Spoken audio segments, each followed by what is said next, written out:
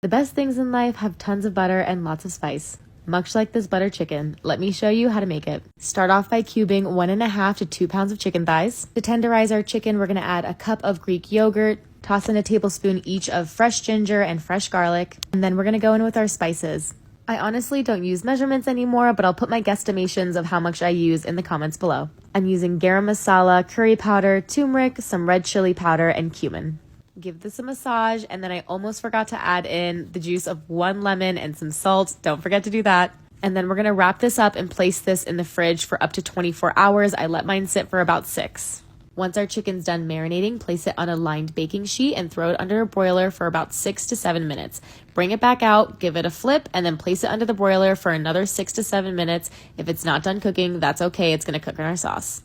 And now for the best part, the sauce. In a large pan, warm up 2 tablespoons of ghee before tossing in 1 large diced onion. Take the same spices that we used to marinate our chicken and toast this up with our onions along with a cinnamon stick and a few bay leaves. While this is sauteing, throw in 2 tablespoons of butter and then a tablespoon of fresh garlic and fresh ginger. Let these spices get nice and toasty over medium heat for about 5 minutes before taking out our cinnamon stick and bay leaves. Pour in a can of diced tomatoes and add in about 8 ounces of tomato paste. Let this cook down until it gets some color and then toss in some cashews. It really makes a difference, I promise. At this point, I throw in 3 more tablespoons of butter before pouring in 1 cup of heavy cream. Give this a stir, make sure everyone's nice and incorporated before we let this sit and simmer for about 10 minutes to build some flavor. If you like your curry chunkier, you can just leave it at this point and throw in your chicken, but I like mine smoother, so I'm gonna blitz this up in a blender before tossing it back into a pan.